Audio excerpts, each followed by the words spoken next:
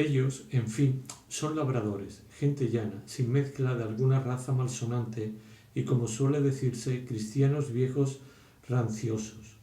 pero tan ricos que su riqueza y magnífico trato les va poco a poco adquiriendo nombre de hidalgos y aun de caballeros, puesto que la mayor riqueza y nobleza que ellos se preciaban era de tenerme a mí por hija, y así por no tener otra ni otro que los heredase, como por ser padres y aficionados, yo era una de las más regaladas hijas que padres jamás regalaron. Era el espejo en que se miraban, el báculo de su vejez, y el sujeto a quien encaminaban, midiéndolos con el cielo, todos sus deseos, de los cuales, por ser ellos tan buenos, los míos no salían un punto. Y del mismo modo que yo era señora de sus ánimos, ansí lo era de su hacienda. Por mí se recebían y despedían los criados. La razón y cuenta de lo que se sembraba y cogía pasaba por mi mano. Los molinos de aceite, los lagares de vino, el número del ganado mayor y menor, el de las colmenas. Finalmente, de todo aquello que un tan rico labrador como mi padre puede tener y tiene, tenía yo la cuenta y era la mayordoma y señora, con tanta solicitud mía y con tanto gusto suyo, que buenamente no acertaré a encarecerlo. Los ratos que del día me quedaban, después de haber dado lo que convenía a los mayorales, a capataces y a otros jornaleros, los entretenía en ejercicios que son a las doncellas tan lícitos como necesarios, como son los que ofrece la aguja y la almohadilla, y la rueca muchas veces, y si alguna por recrear el ánimo estos ejercicios dejaba, me acogía al entretenimiento de leer algún libro devoto o a tocar un arpa, porque la experiencia me mostraba que la música compone los ánimos descompuestos y alivia los trabajos que nacen del espíritu. Esta pues era la vida que yo tenía en casa de mis padres, la cual, si tan particularmente he contado, no ha sido por ostentación ni por dar a entender que soy rica, sino porque se advierta cuán sin culpa me he venido de aquel buen estado que he dicho al infelice en que ahora me hallo. Es pues el caso que, pasando mi vida en tantas ocupaciones y en un encerramiento tal que al de un monasterio pudiera compararse, sin ser vista, a mi parecer, de otra persona alguna que de los criados de casa, porque los días que iba a misa era tan de mañana y tan acompañada de mi madre y de otras criadas, y yo tan cubierta y recatada, que apenas veía mis ojos más tierra de aquella donde ponían los pies. Y con todo eso, los del amor o los de la ociosidad, por mejor decir, a quien los del lince no pueden igualarse, me vieron, puestos en la solicitud de don Fernando, que este es el nombre del hijo menor del duque que os he contado. No hubo bien nombrado a don Fernando la que el cuento contaba, cuando a Cardenio se le mudó el color del rostro y comenzó a trasudar, con tan grande alteración que el cura y el barbero, que miraron en ello, temieron que le venía aquel accidente de locura que habían oído decir que de cuando en cuando le venía. Mas Cardenio no hizo otra cosa que trasudar y estarse quedo, mirando de hito en hito a la labradora, imaginando quién ella era, la cual, sin advertir en los movimientos de Cardenio, prosiguió su historia diciendo: y no me hubiera bien visto cuando, según él dijo después, quedó tan preso de mis amores, cuanto lo dieron bien a entender sus demostraciones. Mas por acabar presto con el cuento que no le tiene de mis desdichas, quiero pasar en silencio las diligencias que don Fernando hizo para declararme su voluntad. Sobornó toda la gente de mi casa, dio y ofreció dávidas y mercedes a mis parientes. Los días eran todo de fiestas y de regocijo en mi calle. Las noches no dejaban de dormir a nadie las músicas. Los billetes que, sin saber cómo, a mis manos venían, eran infinitos, llenos de enamoradas razones y ofrecimientos, con menos letras que promesas y juramentos. Todo lo cual no sólo no me ablandaba, pero me endurecía de manera como si fuera mi mortal enemigo, y que todas las obras que para reducirme a su voluntad hacía, las hiciera para el efecto contrario, no porque a mí me pareciese mal la gentileza de don Fernando, ni que tuviese a demasía sus solicitudes, porque me daba un no sé qué de contento verme tan querida y estimada de un tan principal caballero, y no me pesaba ver en sus papeles mis alabanzas. Que en esto, por feas que seamos las mujeres, me parece a mí que siempre nos da gusto el oír que nos llamen hermosas. Pero a todo esto se opone mi honestidad y los consejos continuos que mis padres me daban, que ya muy al descubierto sabían la voluntad de don Fernando, porque ya a él no se le daba nada de que todo el mundo la supiese. Decíanme mis padres que en sola mi virtud y bondad dejaban y depositaban su honra y fama, y que considerase la desigualdad que había entre mí y don Fernando, y que por aquí echaría de ver que sus pensamientos, aunque él dijese otra cosa, más se encaminaban a su gusto que en mi provecho, y que si yo quisiere poner en alguna manera algún inconveniente para que él se dejase de su injusta pretensión, que ellos me casarían luego con quien yo más gustase, así de los más principales de nuestro lugar como de todos los circunvecinos, pues todo se podía esperar de su mucha hacienda y de mi buena fama. Con estos ciertos prometimientos y con la verdad que ellos me decían, fortificaba yo mi entereza y jamás quise responder a don Fernando palabra que le pudiese mostrar, aunque muy de lejos, esperanza de alcanzar su deseo. Todos estos recatos míos que él debía de tener por desdenes debieron de ser causa de avivar más su lascivo apetito, que este nombre quiero dar a la voluntad que me mostraba,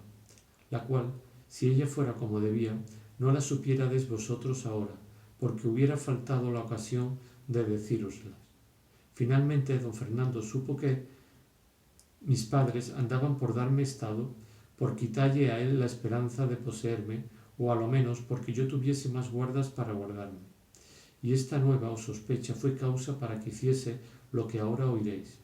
Y fue que una noche, estando yo en mi aposento con solo la compañía de una doncella que me servía, teniendo bien cerradas las puertas, por temor que por descuido mi honestidad no se viese en peligro, sin saber ni imaginar cómo, en medio de estos recatos y prevenciones, y en la soledad de este silencio y encierro, me le hallé delante, cuya vista me turbó de manera que me quitó la de los ojos y me enmudeció la lengua. Y así no fui poderosa de dar voces, ni aun él creo que me las dejara dar, porque luego se llevó a mí y tomándome entre sus brazos, porque yo, como digo, no tuve fuerzas para defenderme según estaba turbada, comenzó a decirme tales razones que no sé cómo es posible que tenga tanta habilidad a la mentira, que la sepa componer de modo que parezcan tan verdaderas. Hacía el traidor que sus lágrimas acreditasen sus palabras y los suspiros su intención. Yo, pobrecilla, sola entre los míos, mal ejercitada en casos semejantes, comencé, no sé en qué modo, a tener por verdadera tantas falsedades, pero no de suerte que me moviesen a compasión menos que buena sus lágrimas y suspiros. Y así, pasándome aquel sobresalto primero, torné algún tanto a cobrar mis perdidos espíritus, y con más ánimo del que pensé que pudiera tener, le dije: si como estoy, Señor, en tus brazos, estuviera entre los de un león fiero, y el librarme de ellos se me asegurara con que hiciera o dijera cosa que fuera en perjuicio de mi honestidad, así fuera posible hacella o decilla como es posible dejar de haber sido lo que fue. Así que, si tú tienes ceñido mi cuerpo con tus brazos, yo tengo atada mi alma con mis buenos deseos, que son tan diferentes de los tuyos como lo verás si con hacerme fuerza quisieres pasar adelante en ellos. Tu vasalla soy, pero no tu esclava. Ni tiene ni debe tener imperio la nobleza de tu sangre para deshonrar y tener en poco la humildad de la mía. Y en tanto me estimo yo villana y labradora como tú, señor y caballero. Conmigo no han de ser de ningún efecto tus fuerzas, ni ha de tener valor tus riquezas, ni tus palabras han de poder engañarme, ni tus suspiros y lágrimas enternecerme. Si alguna de todas estas cosas que he dicho viera yo en el que mis padres me dieran por esposo, a su voluntad me ajustaría a la mía, y mi voluntad de la suya no saliera, de modo que, como quedara con honra, aunque quedara sin gusto, de grado te entregara lo que tú, Señor, ahora con tanta fuerza procuras. Todo esto he dicho porque no es pensar que de mí alcance cosa alguna el que no fuere mi legítimo esposo. Si no reparas más que en eso, bellísima Dorotea, que este es el nombre de esta desdichada, dijo el desleal caballero, ves, aquí te doy la mano de ser lo tuyo, y sean testigos de esta verdad los cielos, a quien ninguna cosa se esconde, y esta imagen de Nuestra Señora que aquí tienes. Cuando Cardenio lo oyó decir que se llamaba Dorotea, tornó de nuevo a sus sobresaltos y acabó de confirmar por verdadera su primera opinión, pero no quiso interromper el cuento por ver en qué venía a parar lo que él ya casi sabía. Solo dijo, ¿que Dorotea es tu nombre, señora? Otra he oído yo decir del mesmo que quizá corre parejas con tus desdichas. Pasa adelante, que tiempo vendrá en que te diga cosas que te espanten en el mismo grado que te lastime. Reparó Dorotea en las razones de Cardenio y en su extraño y desastrado traje, y rogóle que si alguna cosa de su hacienda sabía, se la dijese luego, porque si algo le había dejado bueno la fortuna, era el ánimo que tenía para sufrir cualquier desastre que le sobreviniese, segura de que, a su parecer, ninguno podía llegar que el que tenía acrecentase un punto. No le pediera yo, señora, respondió Cardenio, en decirte lo que pienso. No le perdiera yo, señora, respondió Cardenio, en decirte lo que pienso, si fuera verdad lo que imagino. Y hasta ahora no se pierde coyuntura, ni a ti te importa nada el saberlo. Sea lo que fuere, respondió Dorotea, lo que en mi cuento pasa fue que, tomando a don Fernando una imagen que en aquel aposento estaba, la puso por testigo de nuestro desposorio. Con palabras eficacísimas y juramentos extraordinarios, me dio la palabra de ser mi marido, puesto que antes que acabase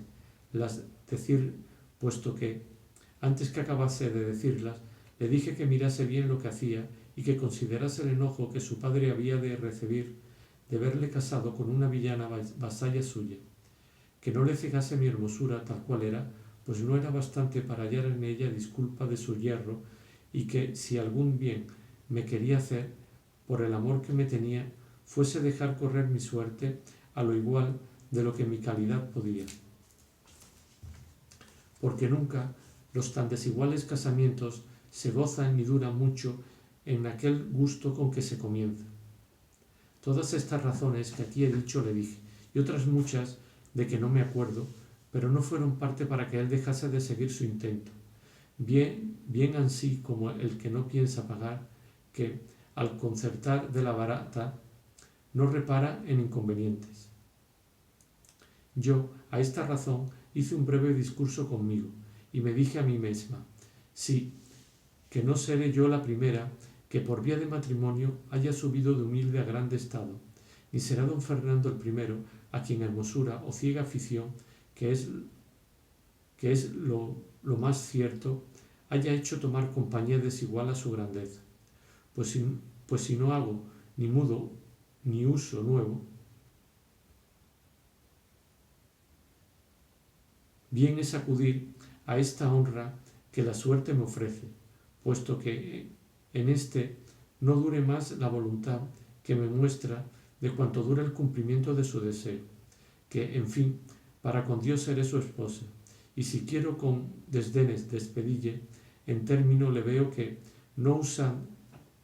y si quiero con desdenes despedilles, en término le veo que, no usando el que debe, usará de la fuerza, y vendré a quedar deshonrada y sin disculpa de la culpa que me podía dar el que no supiere cuán sin ella he venido a este punto. Porque, ¿qué razones serán bastantes para persuadir a mis padres y a otros que este caballero entró en mi aposento sin consentimiento mío?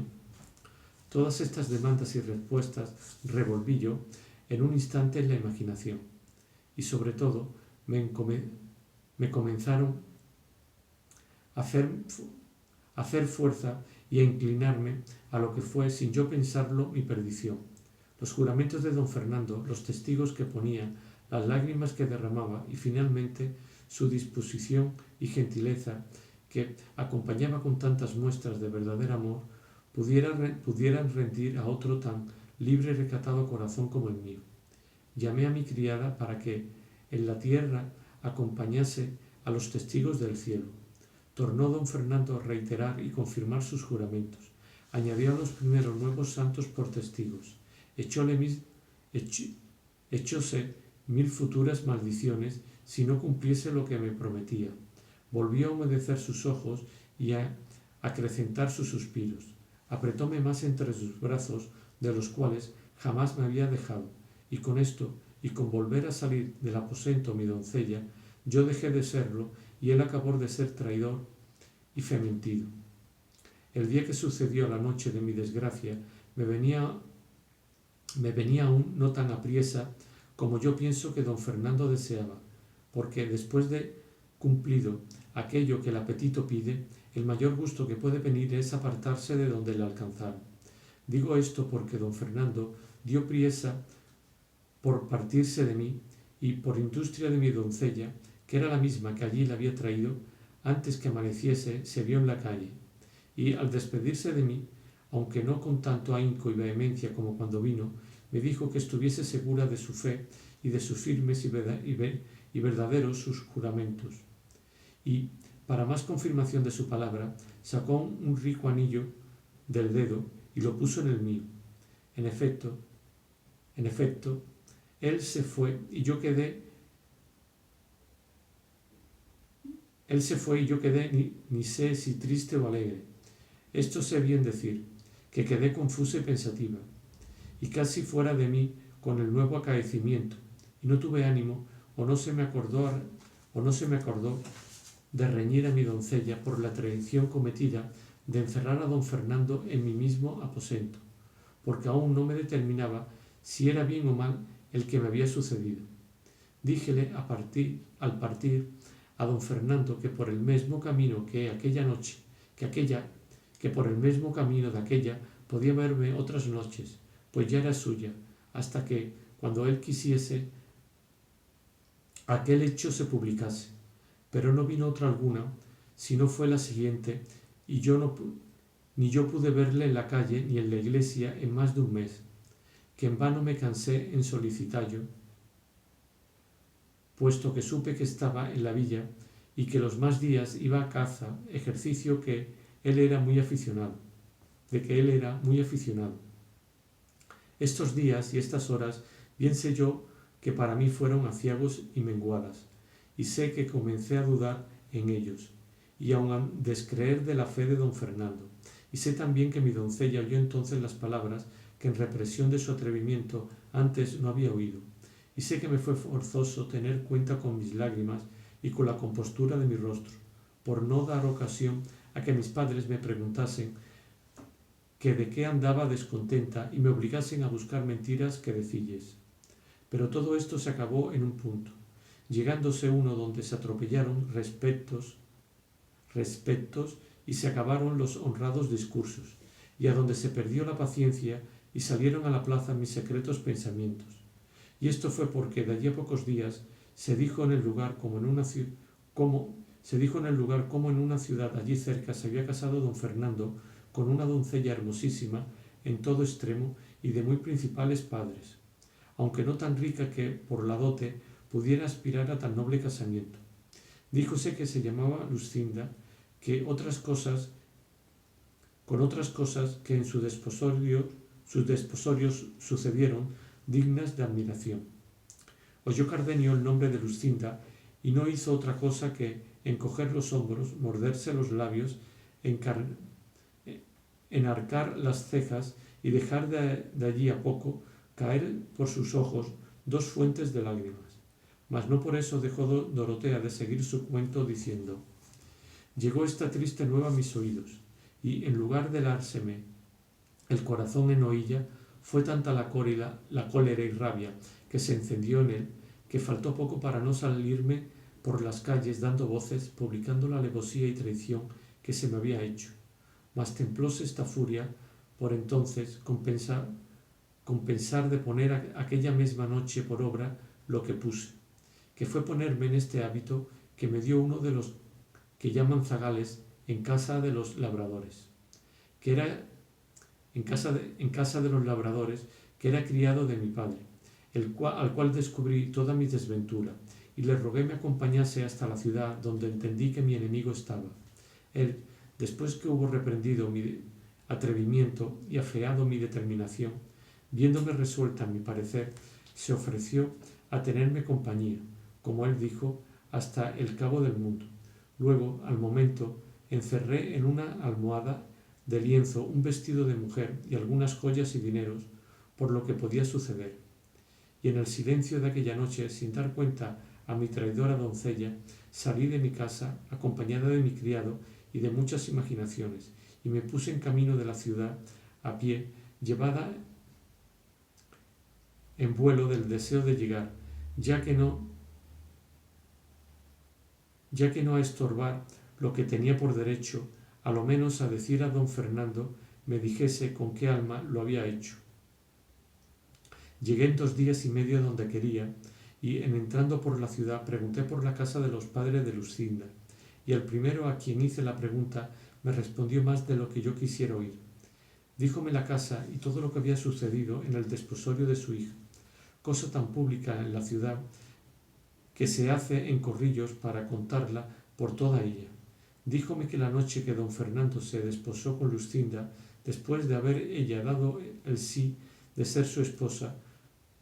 le había tomado un recio desmayo y que, llegando su esposo a desabrocharle el pecho para que le diese el aire, le halló un papel escrito de la misma letra de Lucinda, en que decía y declaraba que ella no podía ser esposa de don Fernando porque lo era de Cardenio, que, a lo que el hombre me dijo, era un caballero muy principal de la misma ciudad, y que si había dado el sí a don Fernando fue por no salir de la obediencia de sus padres. En resolución, tales razones dijo que contenía el papel, que daba a entender que ella había tenido intención de matarse en acabándose de desposar, y daba allí las razones porque se había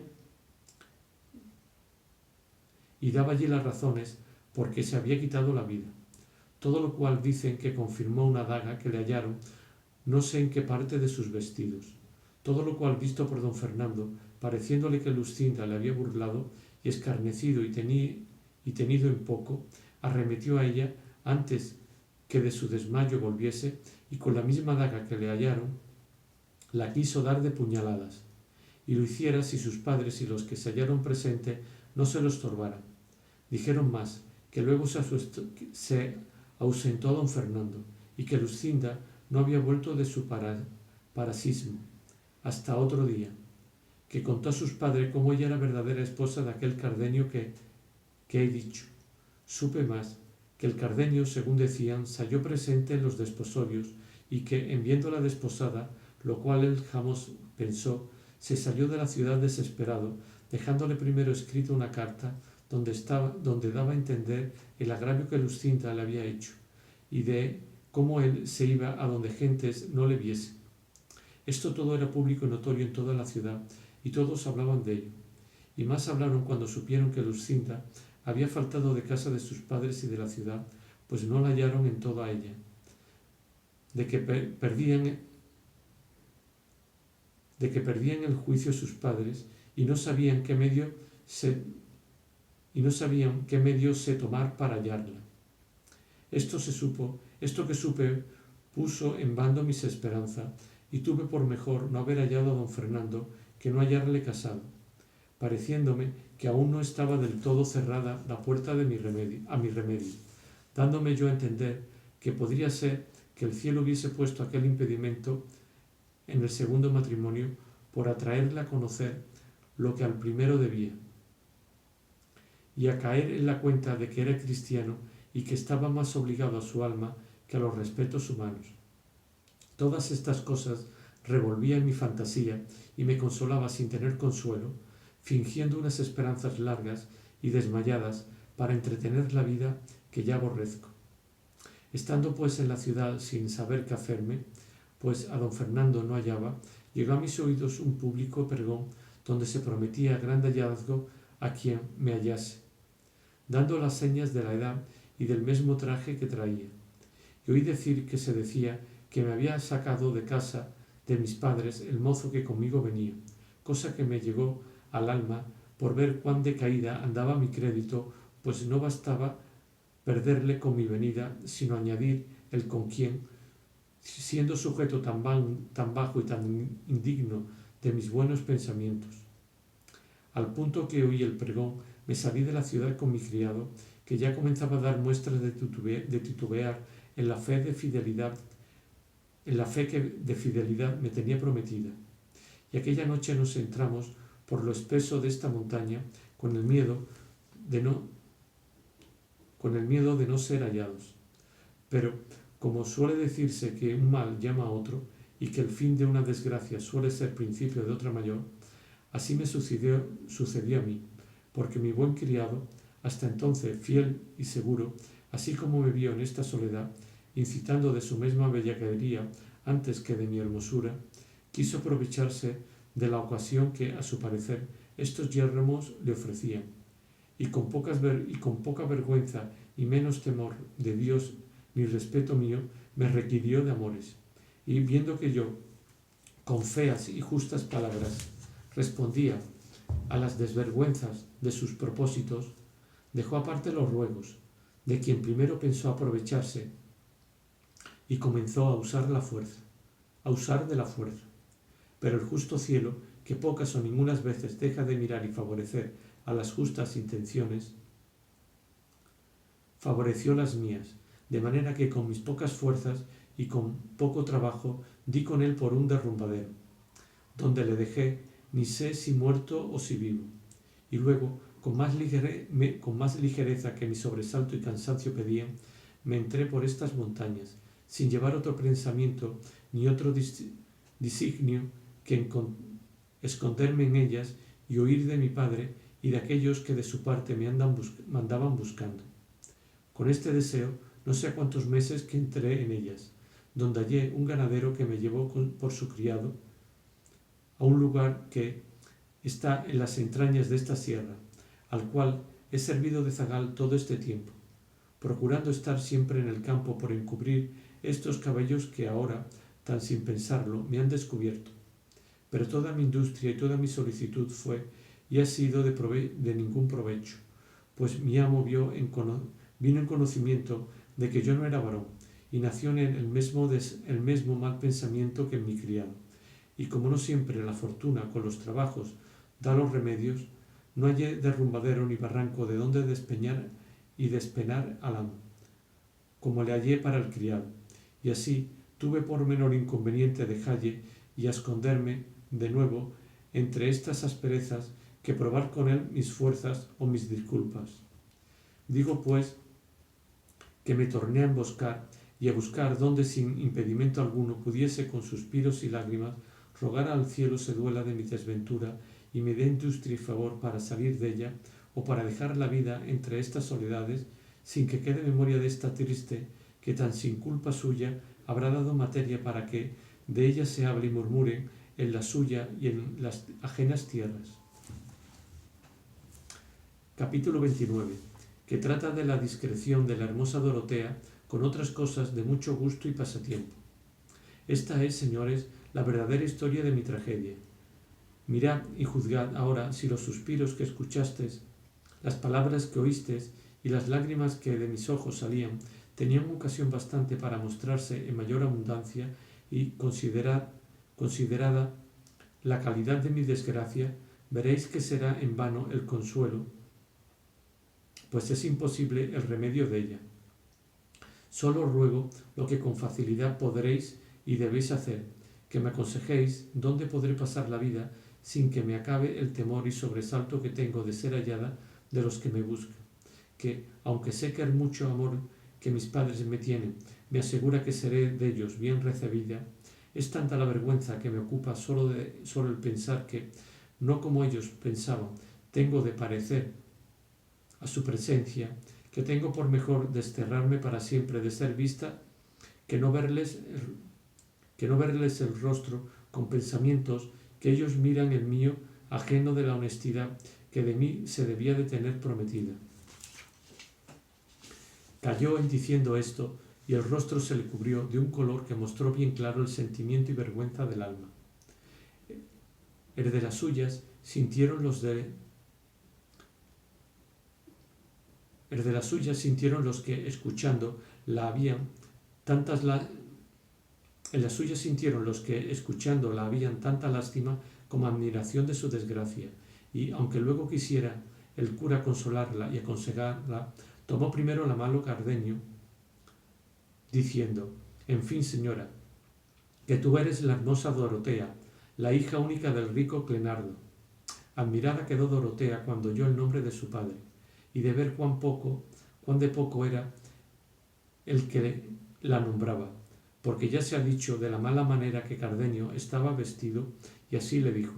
¿y quién sois vos, hermano, que así sabéis el nombre de mi padre? Porque yo, hasta ahora, si mal no me acuerdo, en todo el discurso del cuento de mi desdicha no le he nombrado. Soy, respondió Cardenio, aquel sin ventura que, según vos, señoras, habéis dicho. Luscinda dijo que era su esposa. Soy el desdichado Cardenio, a quien el mal término de aquel que a vos os ha puesto en el que estáis me ha traído a que me veáis cual me veis, roto, desnudo, falto de todo humano consuelo y, lo que es peor de todo, falto de juicio, pues no le tengo sino cuando al cielo se le antoja dármele por algún breve espacio. Yo, Teodora, soy el que me hallé presente en las sinrazones de don Fernando, y el que aguardó oír el sí que de ser su esposa pronunció Luscinda. Yo soy el que no tuvo ánimo para ver en qué paraba su desmayo, ni lo que resultaba del papel que le fue hallado en el pecho, porque no tuvo el alma sufrimiento para ver tantas desventuras juntas. Y así dejé la casa y la paciencia, y una carta que dejé a un huésped mío, a quien rogué que en manos de Luscinda la pusiese, y víneme a estas soledades con intención de acabar en ella la vida, que desde aquel punto aborrecí como mortal enemiga mía. Mas no ha querido la suerte quitármela, contentándose con quitarme el juicio, quizá por guardarme para la buena ventura que he tenido en hallaros. Pues, siendo verdad, como creo que lo es, lo que aquí habéis contado, aún podría ser que entre ambos nos tuviese el cielo guardado mejor suceso en nuestros desastres que nosotros pensamos, porque, presupuesto que Luscinda no puede casarse con don Fernando por ser mía, ni don Fernando con ella por ser vuestro, y haberlo ella tan manifiestamente declarado, bien podemos esperar que el cielo nos restituya lo que es nuestro, pues todavía es ser, y no se ha enajenado ni deshecho. Y pues este consuelo tenemos, nacido no de muy remota esperanza, ni fundado en desvariadas imaginaciones, suplico, señora, que tengáis otra resolución en vuestros honrados pensamientos, pues yo la pienso tomar en los míos, acomodándoos a esperar mejor fortuna, que yo os juro, por la fe de caballero y de cristiano, de no desampararos hasta veros en poder de don Fernando, y que cuando con razones no le pudiere atraer a que conozca lo que os debe, de usar entonces la libertad que me concede el ser caballero y poder con justo título desafialle, en razón de la sinrazón que os hace, sin acordarme de mis agravios, cuya venganza dejaré al cielo por acudir en la tierra a los vuestros. Con lo que Cardenio dijo, se acabó de admirar Dorotea, y por no saber qué gracias volver a tan grandes ofrecimientos, quiso tomarle los pies para besárselo, mas no lo consintió Cardenio, y el licenciado respondió por entre ambos y aprobó el buen discurso de Cardenio, y sobre todo les rogó, aconsejó y persuadió que se fuesen con él a su aldea, donde se podrían reparar de las cosas que les faltaban, y que allí se daría orden como buscar a don Fernando, o cómo llevar a Dorotea a sus padres, o hacer lo que más le pareciese conveniente. Cardenio y Dorotea se lo agradecieron y acertaron la merced que se les ofrecía. El barbero, que a todo había estado suspenso y callado, hizo también su buena plática y se ofreció con no menos voluntad que el cura a todo aquello que fuese bueno para servirles. Contó asimismo con brevedad la causa que allí los había traído, con la extrañeza de la locura de Don Quijote y cómo aguardaban a su escudero, que había ido a buscalle. Vínosele a la memoria a Cardenio, como por sueños, la pendencia que con Don Quijote había tenido y contóla a los demás, mas no supo decir por qué causa fue su quistión. En esto oyeron voces y conocieron que el que las daba era Sancho Panza, que por no haberlos hallados en el lugar donde los dejó, los llamaba voces. Saliéronle al encuentro y preguntándole por Don Quijote, les dijo cómo le había hallado desnudo en camisa, flaco, amarillo y muerto de hambre, y suspirando por su señora Dulcinea, y que, puesto que le había dicho que ella le mandaba que saliese de aquel lugar y se fuese al del Toboso, donde le quedaba esperando, había respondido que estaba determinado de no parecer ante su fermosura hasta que hubiese fecho fazañas que le hiciesen digno de su gracia, y que si aquello pasaba adelante, corría peligro de no venir a ser emperador, como estaba obligado, ni a un arzobispo, que era lo menos que podía ser. Por eso que mirasen lo que se había de hacer, lo que se había de hacer para sacarle de allí. El licenciado le respondió que no tuviese pena, que ellos le sacarían de allí mal que le pesase. Contó luego a Cardenio y Dorotea lo que tenía pensado para remedio de Don Quijote, a lo menos para llevarle a su casa, a lo cual dijo Dorotea que ella haría a la doncella menesterosa mejor que el barbero, y más que tenía allí vestidos con que hacerlo al natural, y que la dejase al cargo de saber representar todo aquello que fuese menester para llevar adelante su intento, porque ella había leído muchos libros de caballerías y sabía bien el estilo que tenían las doncellas cuitadas cuando pedían sus dones a los andantes caballeros. Pues no es menester más, dijo el cura, sino que luego se ponga por obra, que sin duda la buena suerte se muestre en favor nuestro, pues tan sin pensarlo, a vosotros, señores, se os ha comenzado a abrir puerta para vuestro remedio, y a nosotros se nos ha facilitado la que habíamos menester. Sacó luego Dorotea de su almohada una saya entera de cierta telilla rica y una mantelilla, de otra vistosa tela verde, y de una cajita un collar y otras joyas, con que en un instante se adornó de manera que una rica y grande señora parecía. Todo aquello y más dijo que había sacado de su casa para lo que se ofreciese, y que hasta entonces no se le había ofrecido ocasión de haberlo menester. A todos contentó en extremo su mucha gracia, donaire y hermosura, y confirmaron a don Fernando por de poco conocimiento, pues tanta belleza desechaba. Pero el que más admiró fue Sancho Panza, por parecerle, como era así verdad, que en todos los días de su vida había visto tan hermosa criatura, y así preguntó al cura con grande ahínco le dijese quién era aquella tan fermosa señora y qué era lo que buscaba por aquellos santurriales. Esta hermosa señora, respondió el cura, Sancho hermano, es como quien no dice nada, es la heredera por línea recta de varón del gran reino de Micomicón, la cual viene en busca de vuestro amo a pedirle un don, el cual es que le desfaga un tuerto o agravio que un mal gigante le tiene fecho, y a la fama que de buen caballero vuestro amo tiene por todo lo descubierto, de Guinea ha venido a buscarle esta princesa. Dichosa buscada y dichoso hallazgo, dijo a esta sazón Sancho Panza. Y más si mi amo es tan venturoso que desfaga este agravio y enderece ese tuerto, matando a ese hideputa de ese gigante que vuestra merced dice, que si matará, si él le encuentra, si ya no fuese fantasma, que contra las fantasmas no tiene mi señor poder alguno. Pero una cosa quiero suplicar a vuestra merced, entre otras, señor licenciado, y es que, porque a mi amo no le tome gana de ser arzobispo, que es lo que yo temo, que vuestra merced le aconseje que se case luego con esta princesa, y así quedará imposibilitado de recibir órdenes arzobispales y vendrá con facilidad a su imperio, y yo al fin de mis deseos, que yo he mirado bien en ello y hallo por mi cuenta que no me está bien que mi amo sea arzobispo, porque yo soy inútil para la iglesia, pues soy casado, y andarme ahora a traer dispensaciones para poder tener renta por la iglesia, teniendo como tengo mujer y hijos, sería nunca acabar.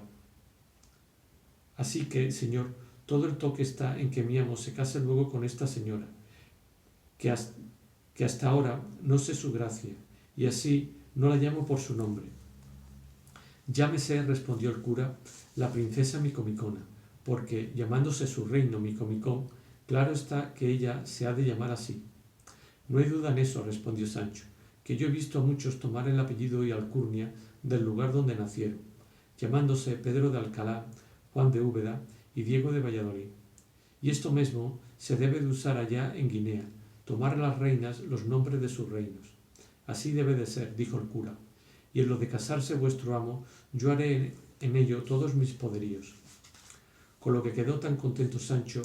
cuanto el cura admirado de su simplicidad y de ver cuán encajados tenía en la fantasía los mismos disparates que su amo, pues sin alguna duda se daba a entender que había de venir a ser emperador. Ya en esto se había puesto Dorotea sobre la mula del cura y el barbero se había acomodado al rostro la cola de buey, y dijeron a Sancho que los guiase a donde Don Quijote estaba, el cual advirtieron que no dijese que conocía al licenciado ni al barbero, porque en no conocerlos consistía todo el toque de venir a ser emperador su amo,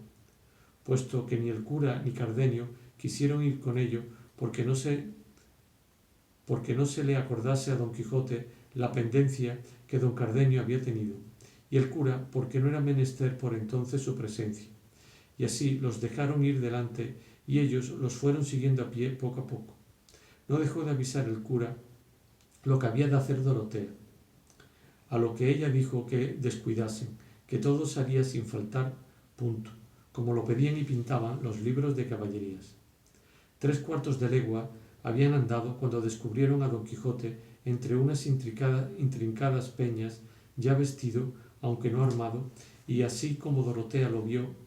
vio y fue informada de Sancho que aquel era Don Quijote, dio del azote a su palefrén, siguiéndole el bien barbado barbero. Y en llegando junto a él, el escudero se arrojó de la mula y fue a tomar en los brazos a Dorotea, la cual, apeándose con grande desenvoltura, se fue a hincar de rodillas delante de las de Don Quijote, y aunque él le pugnaba por levantarla, ella, sin levantarse, le fabló en esta guisa: de aquí no me levantaré, oh valeroso y esforzado caballero,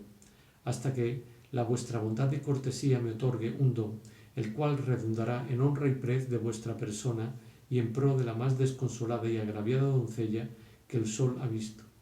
Y si es que el valor de vuestro fuerte brazo corresponde a la voz de vuestra inmortal fama, obligado estáis a favorecer a la sinventura que de tan lueñes tierras viene al olor de vuestro famoso nombre, buscándoos para remedio de sus desdichas. No os responderé palabra, fermosa señora, respondió Don Quijote, ni oiré más cosa de vuestra facienda hasta que os levantéis de tierra. No me levantaré, señor, respondió la afligida doncella, si primero, por la vuestra cortesía, no me es otorgado el don que pido. Yo vos le otorgo y concedo, respondió Don Quijote, como no se ha de cumplir en daño o mengua de mi rey, como no se haya de cumplir en daño o mengua de mi rey, de mi patria, y de aquella que de mi corazón y libertad tiene la llave.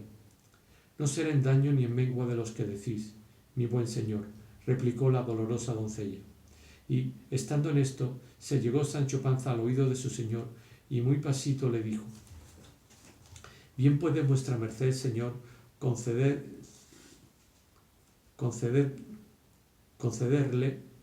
el don que pide, que no es cosa de nada, solo es matar a un gigantazo, y esta que lo pide es la alta princesa Micomicona, reina del gran reino Micomicón de Etiopía. Sea quien fuere, respondió Don Quijote, que yo haré lo que soy obligado, y lo que me dicta mi conciencia, conforme a lo que profesado tengo. Y volviéndose a la doncella, dijo: la vuestra gran fermosura se levante, que yo le otorgo el don que pedirme quisiere. Pues el que pido es, dijo la doncella, que vuestra magnánima persona se venga luego conmigo, donde yo le llevaré, y me prometa que no se ha de entremeter en otra aventura ni demanda alguna hasta darme venganza de un traidor que, contra todo derecho divino y humano, me tiene usurpado mi reino. Digo que así lo otorgo, respondió Don Quijote, y así podéis, señoras, desde hoy más, desechar la melancolía que os fatiga y hacer que cobre nuevos bríos y fuerzas vuestras desmayadas esperanzas, que con la ayuda de Dios y la de mi brazo, vos os veréis presto restituida en vuestro reino y sentada en la silla de vuestro antiguo y grande estado, a pesar y a despecho de los follones que contradecirlo quisieren. Y manos a labor, porque en la tardanza dicen que suele estar el peligro. La menesterosa doncella pugnó con mucha porfía por besarle las manos, mas Don Quijote, que en todo era comedido y cortés caballero, jamás lo consintió. Antes la hizo levantar y la abrazó con mucha cortesía y comedimiento, y mandó a Sancho que requiriese las cinchas a Rocinante y le armase luego al punto. Sancho descolgó las armas que, como trofeo de un árbol, estaban pendientes, y requiriendo las cinchas, en un punto armó a su señor, el cual, viéndose armado, dijo: vamos de aquí, en el nombre de Dios, a favorecer esta gran señora. Estábase el barbero aún de rodillas, teniendo gran cuenta de disimular la risa y de que no se le cayese la barba, con cuya caída quizá quedaran todos sin conseguir su buena intención. Y viendo que ya el don estaba concedido, y con la diligencia que Don Quijote se alistaba para ir a cumplirle, se levantó y tomó de la otra mano a su señora, y entre los dos la subieron en la mula. Luego subió Don Quijote sobre Rocinante, y el barbero se acomodó en su cabalgadura, quedándose Sancho a pie, donde de nuevo se le renovó la pérdida del rucio con la falta que entonces le hacía. Mas todo lo llevaba con gusto, por parecerle que ya su señor estaba puesto en camino y muy a pique de ser emperador, porque sin duda alguna pensaba que se había de casar con aquella princesa y ser, por lo menos, rey de Micomicón. Sólo le daba pesadumbre el pensar que aquel reino era en tierra de negros, y que la gente que por sus vasallos le diesen habían de ser todos negros, a lo cual hizo luego en su imaginación un buen remedio y díjose a sí mismo: ¿qué se me da a mí que mis vasallos sean negros? ¿Habrá más que cargar con ellos y traerlos a España, donde los podré vender y a donde los pagarán de contado, de cuyo dinero podré comprar algún título o algún oficio con que vivir descansado todos los días de mi vida? No sin dormirlo, no, sino dormíos,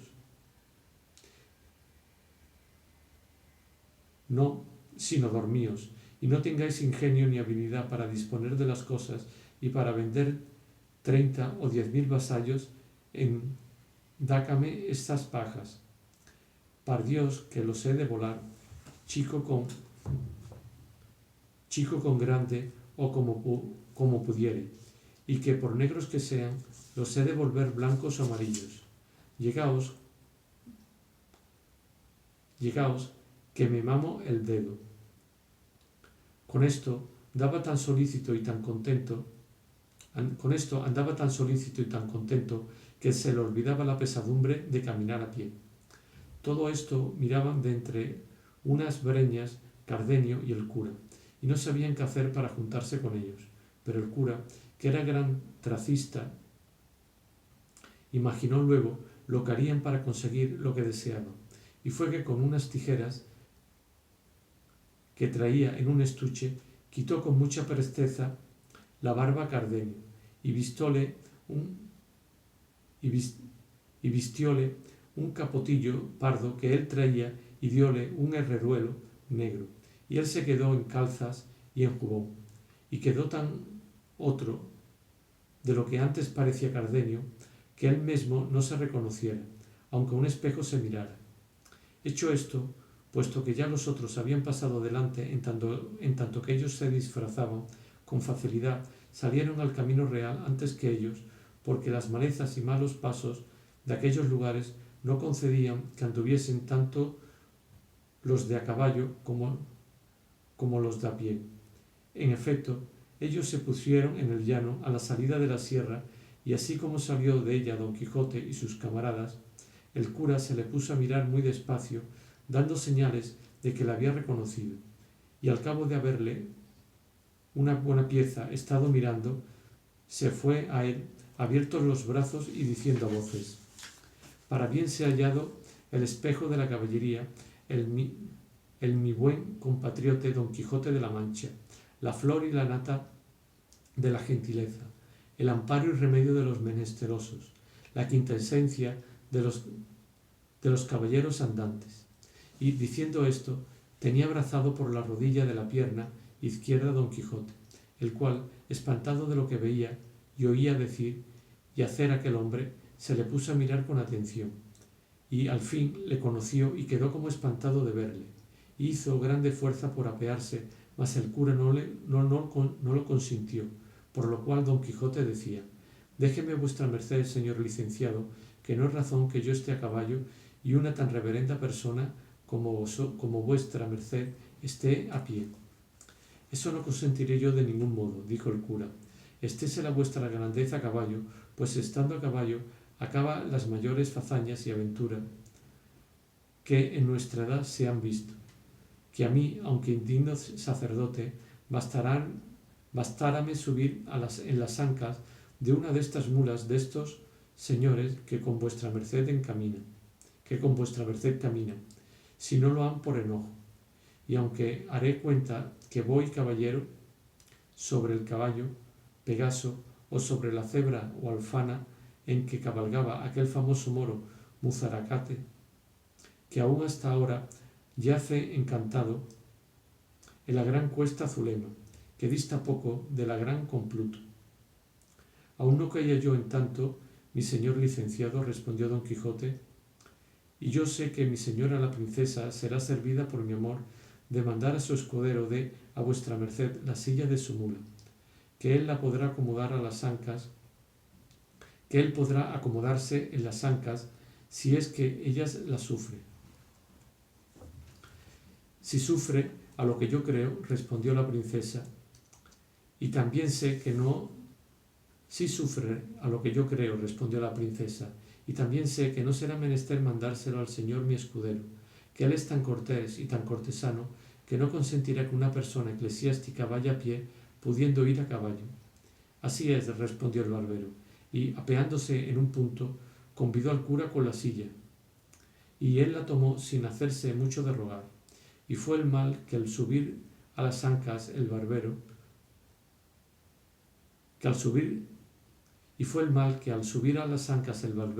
la mula que en efecto era de alquiler, que para decir que era mala, esto basta, alzó un poco los cuartos traseros y dio dos coces en el aire, que al darlas en el pecho de maese Nicolás o en la cabeza, él diera al diablo la venida por Don Quijote. Con todo eso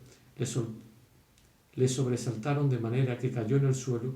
con tan poco cuidado de las barbas que se le cayeron en el suelo, y como se vio sin ellas, no tuvo otro remedio sino acudir a cubrirse el rostro con ambas manos y a quejarse que le habían derribado las muelas. Don Quijote, como vio todo aquel mazo de barbas sin quijadas y sin sangre, lejos del rostro del escudero caído, dijo: vive Dios que es gran milagro este. Las barbas le ha derribado y arrancado del rostro como si las quitaran a posta. El cura, que vio el peligro que corría su invención de ser descubierta, acudió luego a las barbas y fue con ellas a donde yacía maese Nicolás, dando aún voces todavía, y de un golpe, llegándole la cabeza a su pecho, se las puso, murmurando sobre él unas palabras que dijo que era cierto ensalmo, apropiado para pegar barbas como lo verían. Y cuando se las tuvo puestas se apartó, y quedó el escudero tan bien barbado y tan sano como de antes, que se admiró Don Quijote sobremanera, y rogó al cura que cuando tuviese lugar le enseñase aquel ensalmo, que él entendía que su virtud, a más que pegar barbas, se debía de extender, pues estaba claro que de donde las barbas se quitasen había de quedar la carne llagada y maltrecha, y que pues todo lo sanaba, a más que barbas aprovechaba. Así es, dijo el cura, y prometió de enseñarle en la primera ocasión. Concertaron que por entonces subiese el cura y a trechos se fuesen los tres mudando, hasta que llegasen a la venta, que estaría hasta 2 leguas de allí. Puestos los tres a caballo, es decir, Don Quijote, la princesa y el cura, y los tres a pies, Cardenio, el barbero y Sancho Panza, Don Quijote dijo a la doncella: «Vuestra grandeza, señora mía, guíe por donde más gusto le diere». Y, antes que ella respondiese, dijo el licenciado: «¿Hacia qué reino quiere guiar la vuestra señoría? ¿Es por ventura hacia el de Micomicón? Que sí debe de ser, o yo sé poco de reinos». Ella, que estaba bien en todo, entendió que debía de responder que sí, y así dijo: «Sí, señor, hacia ese reino es mi camino». «Si es así», dijo el cura, «por la mitad de mi pueblo hemos de pasar, y de allí tomará vuestra merced la derrota de Cartagena, donde se podrá embarcar con buena ventura, y si hay viento próspero, mar tranquilo y sin borrasca, en poco menos de 9 años se podrá estar a vista de la gran laguna Meona, digo Meótides, que está a poco más de 100 jornadas más acá del reino de vuestra grandeza». «Vuestra merced está engañado, señor mío», dijo ella, «porque no ha 2 años que yo partí de él, y en verdad que nunca tuve buen tiempo, y con todo eso he llegado a ver lo que tanto deseaba, que es al señor Don Quijote de la Mancha, cuyas nuevas llegaron a mis oídos, así como puse los pies en España, y ellas me movieron a buscarle para encomendarme en su cortesía y fiar mi justicia del valor de su invencible brazo. No más, cesen mis alabanzas», dijo a esta sazón Don Quijote, «porque soy enemigo de todo género de adulación, y, aunque éstas no lo sean, todavía ofenden mis castas orejas semejantes pláticas. Lo que yo sé decir, señora mía, que ora tenga valor o no, el que tuviere o no tuviere, se ha de emplear en vuestro servicio hasta perder la vida. Y así, dejando esto para su tiempo, ruego al señor licenciado me diga qué es la causa que le ha traído por estas partes tan solo y tan sin criados y tan a la ligera, que me pone espanto». «A esto yo responderé con brevedad», respondió el cura, «porque sabrá vuestra merced, señor Don Quijote, que yo y maese Nicolás, nuestro amigo y nuestro barbero, íbamos a Sevilla a cobrar cierto dinero que un pariente mío, que ha muchos años que pasó a Indias, me había enviado, y no tan pocos que no pasan de 60.000 pesos ensayados, que es otro que tal. Y pasando ayer por estos lugares, nos salieron al encuentro 4 salteadores y nos quitaron hasta las barbas, y de modo que nos la quitaron, que le convino al barbero ponérselas postizas, y aun a este mancebo que aquí va, señalando a Cardenio, le pusieron como nuevo. Y es lo bueno que es pública fama por todos estos contornos, que los que nos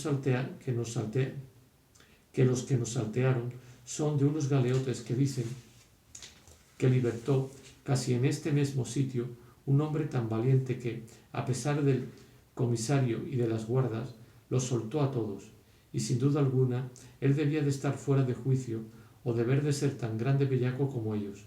o algún hombre sin alma y sin conciencia, pues quiso soltar al lobo entre las ovejas, a la raposa entre las gallinas, a la mosca entre la miel. Quiso defraudar la justicia, ir contra su rey y señor natural, pues fue contra sus justos mandamientos. Quiso, quitar a las galeras sus pies, poner en alboroto a la santa hermandad que había muchos años que reposaba. Quiso, finalmente, poner un hecho por donde se pierda su alma y no se gane su cuerpo. Habíales contado Sancho al cura y al barbero la aventura de los galeotes que acabó su amo con tanta gloria suya, y por esto cargaba la mano el cura refiriéndola, por ver lo que hacía o decía Don Quijote, al cual se le la color a cada palabra y no osaba decir que él había sido el libertador de aquella buena gente. Estos, pues, dijo el cura, fueron los que nos robaron, que Dios, por su misericordia, se lo perdone al que no los dejó llevar al debido suplicio. Capítulo 30, que trata del gracioso artificio y orden que se tuvo en sacar a nuestro enamorado caballero de la asperísima penitencia en que se había puesto. No hubo bien acabado el cura cuando Sancho dijo: pues mía fe, señor licenciado, el que hizo esta fazaña fue mi amo, y no porque yo no le dije antes y le avisé que mirase lo que hacía, y que era pecado darles libertad, porque todos iban allí por grandísimos bellacos. Majadero, dijo a esta sazón Don Quijote, a los caballeros andantes no le toca ni atañe averiguar si los afligidos, encadenados y opresos que encuentran por los caminos van de aquella manera o están en aquella angustia, por sus culpas o por sus gracias. Solo le toca ayudarles como a menesterosos, poniendo los ojos en sus penas y no en sus bellaquerías. Yo topé un rosario y sarta de gente mohína y desdichada, y hice con ellos lo que mi religión me pide, y lo demás allá se avenga, y a quien mal le ha parecido, salvo la santa dignidad del señor licenciado y su honrada persona, digo que sabe poco de achaque de caballería, y que miente como un hideputa y mal nacido, y esto le haré conocer con mi espada, donde más largamente se contiene. Y esto dijo, afirmándose en los estribos y calándose el morrión, porque la bacía de barbero, que a su cuenta era el yelmo de Mambrino, llevaba colgado del arzón delantero, hasta adobarla del mal tratamiento que le hicieron los galeotes. Dorotea, que era discreta y de gran donaire, como quien ya sabía del menguado humor de Don Quijote y que todos hacían burla de él, sino Sancho Panza, no quiso ser para menos y viéndole tan enojado, le dijo: señor caballero, bien présele a vuestra merced el don que me tiene prometido, y que, conforme a él, no puede entremeterse en otra aventura por urgente que sea. Sosiegue vuestra merced el pecho, que el señor licenciado supiera que por este invicto brazo habían sido liberados los galeotes, él se diera 3 puntos en la boca y aun se mordiese 3 veces la lengua antes de haber dicho palabra que en despecho de vuestra merced redundara. Eso juro yo bien, dijo el cura, y aún me hubiera quitado un bigote. Yo callaré, señora mía, dijo Don Quijote, y reprimiré la justa cólera que ya en mi pecho se había levantado, y diré quieto y pacífico hasta tanto que os cumpla el don prometido. Pero en pago de este buen deseo, os suplico me digáis, si no os hace de mal, cuál es vuestra cuita y cuántas y quiénes y cuáles son las personas de quien os tengo de dar de vida satisfecha y entera venganza. Eso haré yo de gana, respondió Dorotea, si es que no os enfadan oír lágrimas y desgracias. No enfadará, señora mía, respondió Don Quijote, a lo que respondió